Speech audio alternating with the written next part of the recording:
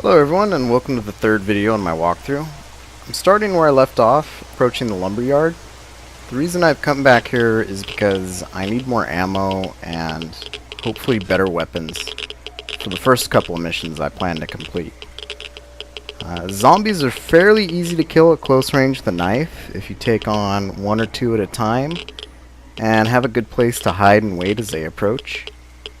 Now, while zombies usually never carry anything more than a pistol, or what I'm hoping to get, a shotgun, they do sometimes have ammo on them, and that is what I seriously need at this point. And here with my first zombie, I kind of made a mistake. I should have attacked him with the secondary fire of my knife, which is the right mouse button. Does kind of an overhead attack that usually hits him in the head pretty easily. I was using the primary attack, which is kind of this weird slash. Doesn't really do much. But you can see kind of here I've learned my lesson. And oh yeah, the overhead swipe. So I'm standing in the radiation, which is probably a bad idea because I have no protection. So I make my way out of there. And I see this guy who had his back turned toward me. And there seems to be two of them. So kind of wait to get them as close as they will get. And jump out and hit them. Piece of cake. So the weapons are usually going to be always in terrible condition.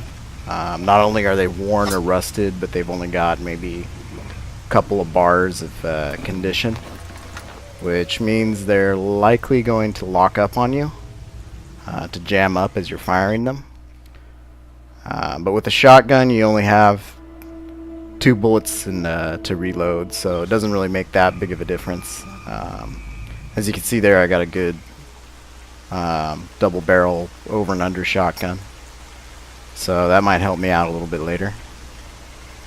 And I'm just kind of going through here and trying to take 1 or 2 of them on at a time, letting them come to me, kind of hiding and sticking my head out to look, just making sure I don't get shot in the face or surrounded by them. That's your main goal. So as you can see, you get you don't even have to get up against them. You could just get close enough to do your overhead swipe, and you'll more than likely just hit them in the head, and they'll go down in one shot. So I'm looking around, trying to find some more. And I get shot, which is unfortunate because I have no protection, no armor. As you can see, I'm slowly bleeding out. Luckily, it must have hit me in the ear or something because it barely did any damage. And I get hit again. Luckily, zombies are pretty bad aim, so even if they are firing at you, you can try to strafe your way around them. And I found a bandage, which is good, but I've already stopped bleeding.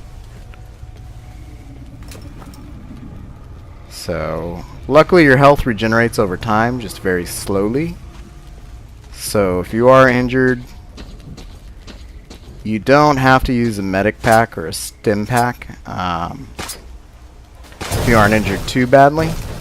And I don't have any anyways, but if you're only a couple bars down in health, you probably don't need to worry about it. It'll regenerate on its own.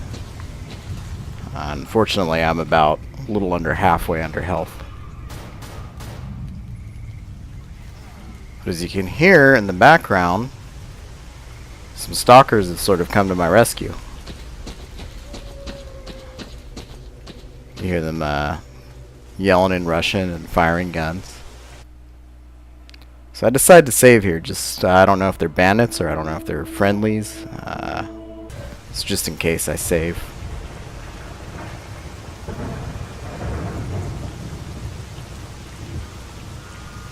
Still don't see what's going on.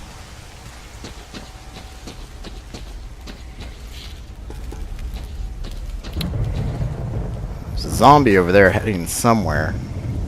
Maybe towards the gunfire. But it sees me and turns around.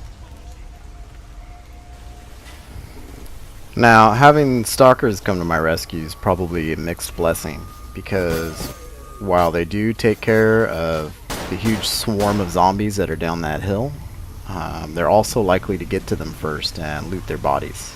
So here I'm kind of indecisive about what I should do. Should I rush down there, possibly get shot, caught in the crossfire? Should I wait?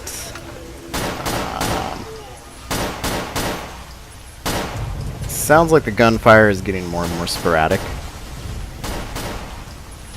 You just hear that one pistol going off, which means there's probably just one zombie left. So I go down there and take him out myself. And I got shot again, but somehow I'm not dying. I'm just incredibly lucky, I guess, today. I did die a few times in this sequence, but I cut those parts out. Yeah, I didn't want to bore you guys.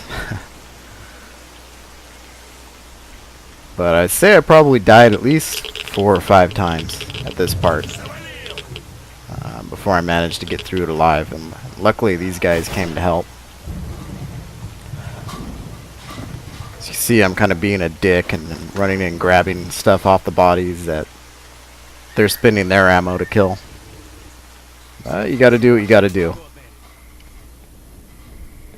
Looking around in the houses, seeing if any were shot in here. If you don't remember, this is where we started.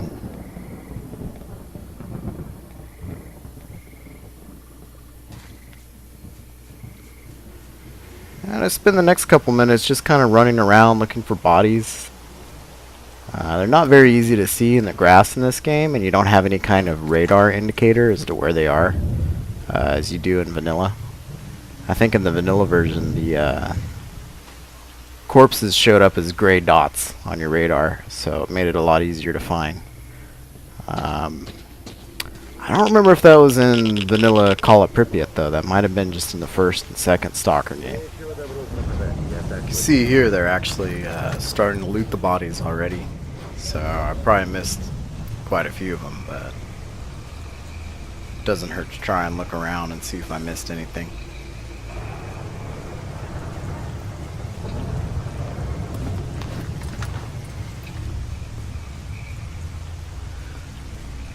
Now, speaking of radar and indicators, I had said in the first video that while the stuttering issue can be kind of annoying, it's also pretty useful. The reason I said that was, instead of radar, you could actually judge whether you're walking towards people if your game starts to stutter. Because you know if it's stuttering, it's loading, whether it's mutants or NPCs or whatever, out a certain distance from yourself. And there's actually a setting in the config files for this mod that you can adjust how far out people load from you. And I believe in the newer patches it asks you what you want to set it at right at the beginning as you're installing it. I have mine set, I think, at the default, which is 300 for the new patch.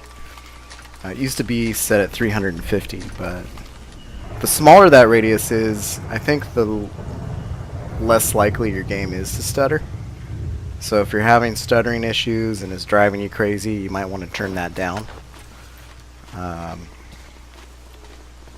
For me, I can kind of deal with it, so 300's okay, in my opinion. So that's going to do it for this clip, and I will save here, and I'll see you guys on the next episode. Thank you for watching.